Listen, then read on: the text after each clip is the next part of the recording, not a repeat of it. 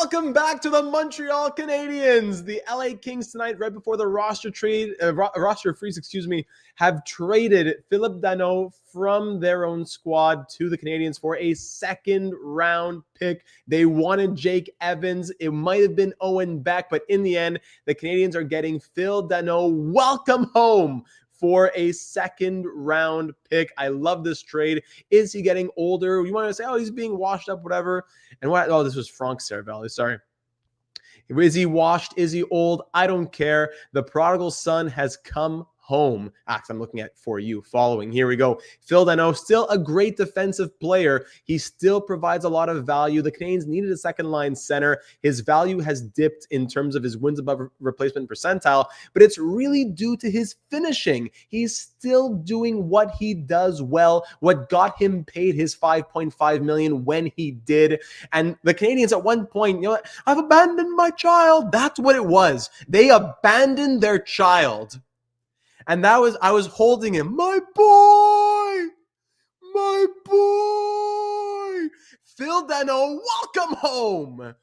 He's a two-way center who plays a smart and stabilizing game at both ends of the ice, is not exactly having the most productive season of his career, but his track record is steady, and that's what matters. Happy holidays, let's go. Over the last 3 years of weighted average data in the 66th percentile of projected wins above replacement, 81st of even strength offense, 71st of even strength defense. Now look at the numbers over the last 3 years. Defense above the 75th, down to like the 60th, back up to something near the 70th again. The defense has been consistent. And the offense, you know what? It's been above what you might think, above the 75th percentile. It's the finishing that has fallen off a cliff. That's what happened.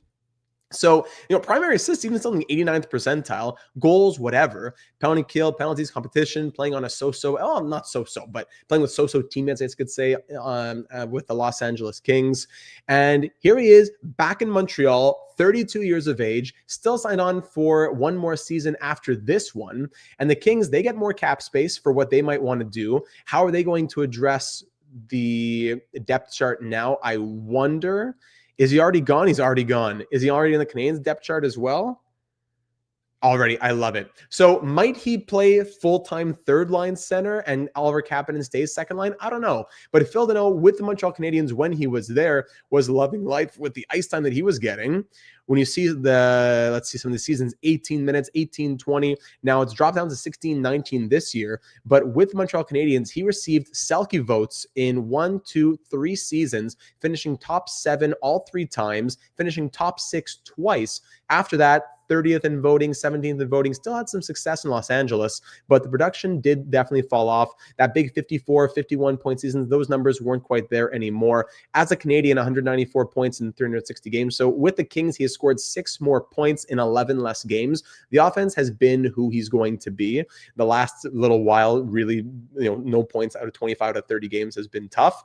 But with the Canadiens, if he could just be a 40-ish point player, providing that Selke caliber defense or top 10 Selke caliber defense, as well as able to eat those 18 minutes, maybe a bit much for a guy like Oliver Kapanen right now, that is a success. Looking at some of the comments here. Wentz views, yes, sir. Big fan of this trade. Just a second-round pick. They wanted so much more originally. But the Kings had to be realistic. When you look at Danault's age, contract, and production, you weren't going to get a young player back in return, especially not one signed onto a good contract with good term. Pizza Man is back. Let's get into the interviews. Absolutely. Post-game Caulfield and Danault pizza. Yeah, he was on the Canadiens, of course. He was there for quite a long time. He played, parts of 6 seasons? And now we don't need to rely as much on Suzuki to score and shut down the other team's top talent. You might still need to rely on the offense from guys like Suzuki. Danault won't bring a lot of offense, but the shutdown ability. Nick Suzuki, so good defensively. He's taken such huge steps as a defensive player. But you can't put all that pressure on him. And you say, well, who else is out there? It was a bit much to say all on the shoulders of Kapanen, Evans, Beck, etc., even Veleno. Give me Phil Danault in your middle 6, whether it's second line center, third line center, whatever it is. And I am more than decent fourth liner, way more than decent fourth liner. He's had some tough times in Los Angeles, but way more than decent fourth liner. He has gotten Selke votes in 6 different seasons in his career. 1, 2, 3, 4, 5, 6 different seasons. Top 8 4 times, top 7 3 times, top 6 twice. Yes, Phil Danault, welcome home. And a byproduct of one of the greatest trades in the last 20 years for the Canadiens, as they traded Dale Weiss and Thomas Fleischmann to the Blackhawks for Phil Danault and a second. That pick became Alexander Romanov. He was great with the Canadiens. That turned into Kirby Dach, and that's still yet to be seen. But as an NHLer, most of his career being spent in Montreal, and now back as a Canadian, you would think for another year and a half to play out his contract. We'll see what happens after that, but the prodigal son has come home. I've been waiting for him. I was disgusted when he left, not with that he left, but I was that the Canadians couldn't work it out. I loved Marc Bergevin for the most part, but I was saying, why can't you get this done? I know it came down to the Canadian dollar a lot as well. And okay, well, him making 5.5 in LA meant he was going to have to make how much as a Canadian with not the US dollar, but with taxes in Quebec and whatnot. I get it. But he's back where he belongs. A great shutdown center for an even better Montreal team, a team that needs to have that type of player in their lineup if they're going to be going all the way in the Atlantic Division, in the Eastern Conference, taking that next step forward. Less pressure defensively now on Kapanen, Beck, and whoever else.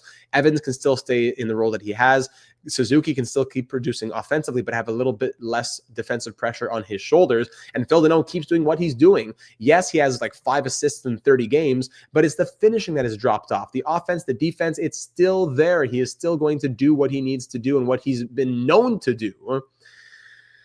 Oh, what else can we say about Phil Danault? Kings Danault wanted a player, but settled on a draft pick. The Danault clan gets their desired move / destination, and Kings get an asset they could flip by March. So Canadians move their 2026 6th-round pick that was previously owned by Columbus. That pick came in the Patrick Laine deal. Interesting. So the Canadians end up moving, you could say Jordan Harris was traded for Patrick Laine and Phil Danault. That's what you can say.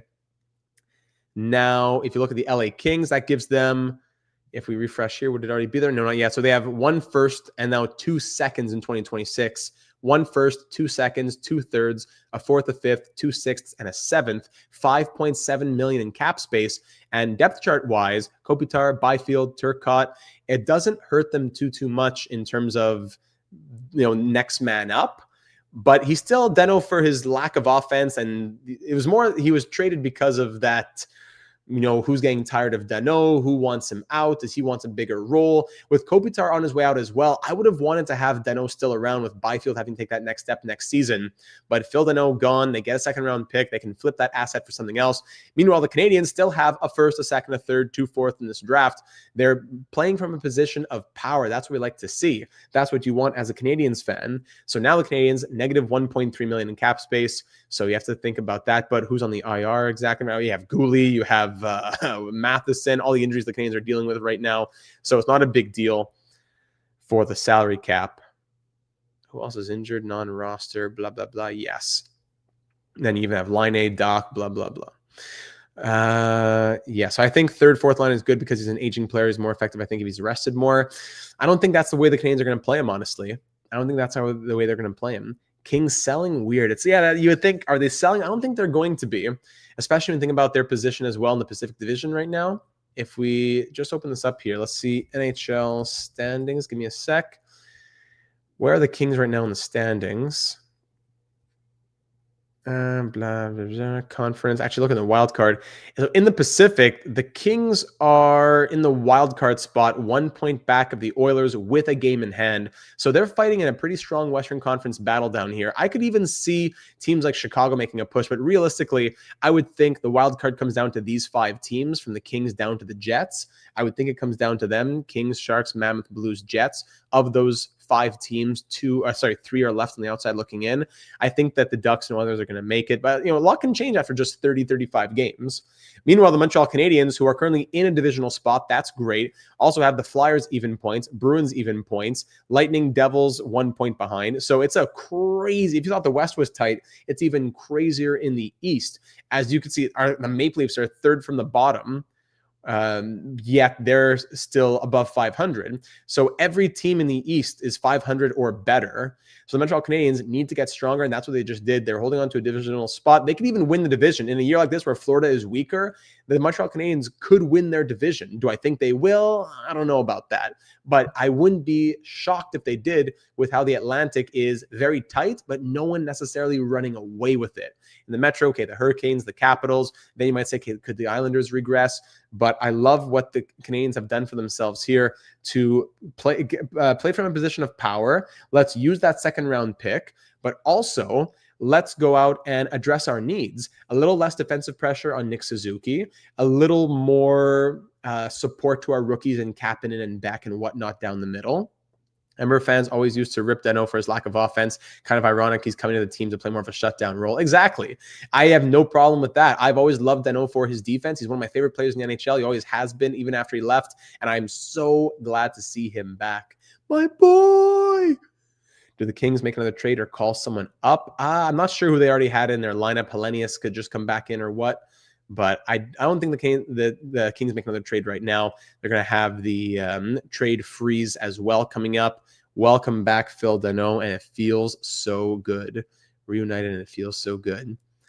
They didn't retain any of the cap hit. The cap gymnastics are going to be interesting when everyone returns. Yeah, the Canadiens are going to have to figure that out eventually with them being technically over the salary cap, but you think, okay, the Goulet, Line, everybody, when everyone is healthy, if that point ever comes, that requires the Canadiens to do something.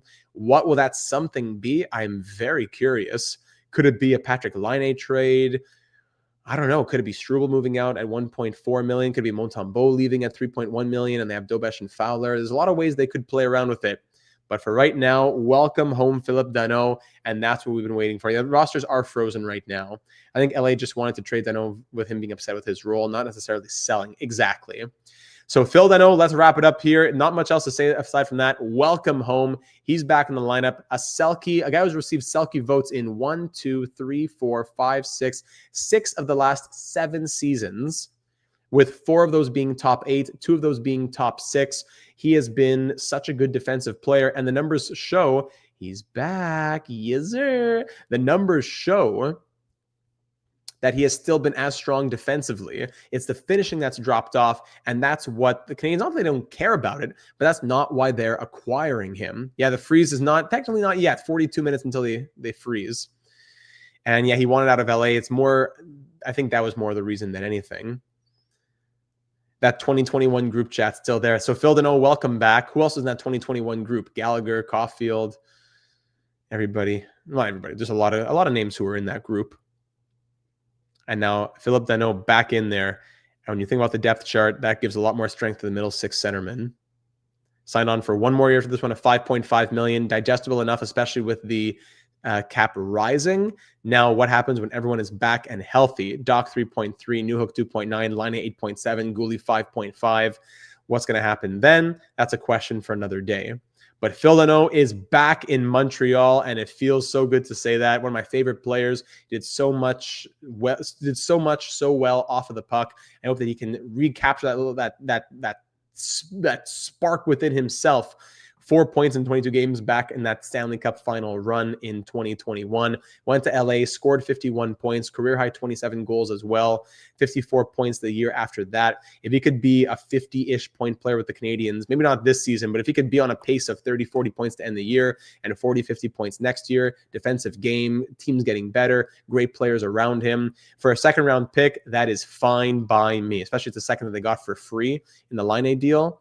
Yes. It was a reasonable price, and that I'm happy to pay. When you're a team that's in a buying position, divisional spot, super tight Eastern Conference, you got to start making moves. That's the move you do. It's not a first. It's not a roster player. It's not a young guy you invested in. It is a second-round pick. And Phil Danault, back in Montreal. Welcome home. Our son has returned. I love Phil Danault for all that he does. Selke votes in Montreal. Let's get more of that going again. And I look forward to a full year of him next year in 26-27. How old is he? He is 32. Now 6 players from the 2021 roster out there. Love it. He's 32 and he'll turn 33. Is it February? Yes, in February. So in 3 months or in 2 months or so from now, about 2 months, he'll turn 33. Yeah, that's what it is. All right. So not much else to say aside from that. We're at our highest viewers now into 15 minutes. If you want to go back and re-listen to what I've said so far and break it all down for the Canadians and for the Kings, where does it fit in their lineups? How does it work for those players? Let me know your thoughts. Subscribe and hit the bell for all of the breaking news notifications. Quinn Hughes trade, boom, we're live in 2 minutes. Phil Danault trade, boom, we're live in 3 minutes. Subscribe and hit the bell for all of our franchise mode series, breaking news analysis in the real world of hockey. This is the place to have it. He's almost always healthy too. Go Habs, go. Yes, he does a lot well. He does a lot well. It's the offense and the finishing. But if you can look past that on a team like the Canadians, where you have your Caulfields and your Demidovs, they don't look past it. But if you can kind of sugarcoat it with those players, kind of making you feel a little bit better about it. I mean, how much offense was Owen Beck, Jake Evans, and Oliver Kapanen giving? More than 5 assists in 30 games. But I think Danault can get that spark back a little bit. He'll be in the middle 6, playing with good talent around him. I'm not exactly sure who his line mates were all the time with the Kings. You can see his strength of line mates here was only in the 47th percentile. So he was with below average teammates. He was with below average teammates in LA, playing with who? Moore, Kuzmenko, Fogle, I don't know who. Now he'll get a chance to play with either Texier Anderson. I really want to see him with Slavkovsky and Demidov. I know Kapanen's been doing well, but I really want to see Danault with Slavkovsky and Demidov. Or at least in the second line role. And if you move the wingers around, then so be it. I think that could do well for him. All right. So thanks everybody for getting in here quick for a late night stream, 11 plus p.m. We already went live earlier tonight with our Hockey Legacy Manager stream. We'll be live for continued breaking news and analysis in the real world of hockey. So again, subscribe, hit that bell. Hey, if you don't like it in a week or a month from now, unsubscribe. I don't get anything from you subscribing, but what you do get is breaking news coming to your notifications. And that'll be a great way to get in here live when there's a stream, or we're doing our franchise mode series at NHL 26, and it'll be the show 25, and so on. Phil Danault, welcome home to Montreal. Re-bienvenue, mon ami. Nous sommes très contents. Nous sommes très, selon moi, au moins selon moi, j'ai hâte pour voir Philippe Danault au deuxième trio, j'espère, avec Slavkovsky et Demidov à côté, à gauche et à droite. Si c'est la troisième trio, if it's the third line, si ça commence comme ça, je comprends. Mais après ça, je vais voir comme 18 minutes par match. Tu sais? I want to see him getting those 18 plus minutes per game again. If they got paid for sub, that would be great. But I appreciate everyone getting in here and adding their thoughts to the stream. Have a great evening. Great start to your weekend. Happy holidays. Merry Christmas, Canadians fans. And we'll talk soon.